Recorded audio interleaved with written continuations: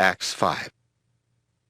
Ananias and his wife Sapphira also sold a piece of property, but they agreed to cheat and keep some of the money for themselves. So when Ananias took the rest of the money to the apostles, Peter said, "Why has Satan made you keep back some of the money from the sale of the property? Why have you lied to the Holy Spirit? The property was yours before you sold it, and even after you sold it, the money was still yours. What made you do such a thing? You didn't lie to people, you lied to God." As soon as Ananias heard this, he dropped dead, and everyone who heard about it was frightened. Some young men came in and wrapped up his body.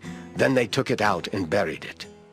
3 hours later, Sapphira came in, but she did not know what had happened to her husband. Peter asked her, "Tell me, did you sell the property for this amount?"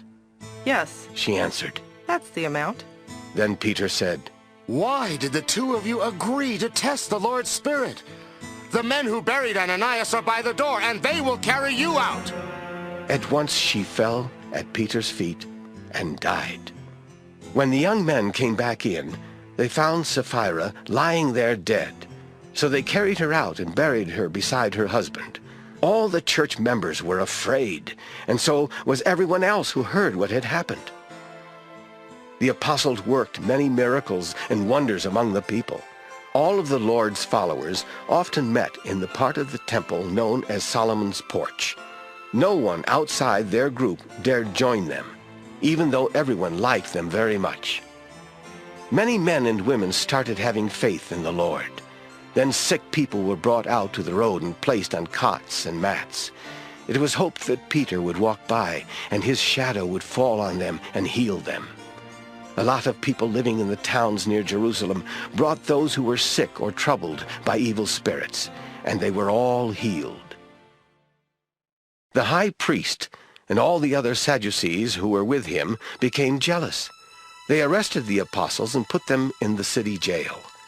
But that night an angel from the Lord opened the doors of the jail and led the apostles out. The angel said, "Go to the temple and tell the people everything about this new life."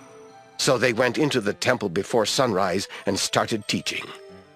The high priest and his men called together their council, which included all of Israel's leaders.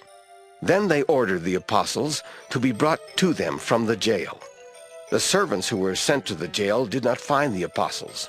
They returned and said, "We found the jail locked tight and the guards standing at the doors. But when we opened the doors and went in, we didn't find anyone there." The captain of the temple guard and the chief priest listened to their report, but they did not know what to think about it. Just then someone came in and said, "Right now those men you put in jail are in the temple teaching the people." The captain of the temple police went with some of his servants and brought the apostles back. But they did not use force. They were afraid that the people might start throwing stones at them.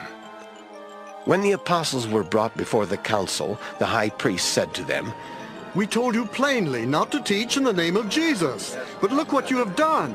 You have been teaching all over Jerusalem, and you are trying to blame us for his death." Peter and the apostles replied, "We don't obey people. We obey God. You killed Jesus by nailing him to a cross.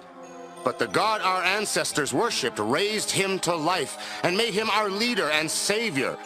Then God gave him a place at his right side so that the people of Israel would turn back to him and be forgiven. We are here to tell you about all this, and so is the Holy Spirit, who is God's gift to everyone who obeys God." When the council members heard this, they became so angry that they wanted to kill the apostles. But one of them was the Pharisee Gamaliel, a highly respected teacher. He ordered the apostles to be taken out of the room for a little while. Then he said to the council, "Men of Israel, be careful what you do with these two men. Not long ago Theudas claimed to be someone important, and about 400 men joined him, but he was killed. All his followers were scattered, and that was the end of that. Later, when the people of our nation were being counted, Judas from Galilee showed up. A lot of people followed him, but he was killed, and all his followers were scattered. So I advise you to stay away from these men. Leave them alone. If what they are planning is something of their own doing, it will fail. But if God is behind it, you cannot stop it anyway unless you want to fight against God." The council members agreed with what he said, and they called the apostles back in. They had them beaten with a whip and warned them not to speak in the name of Jesus. Then they let them go.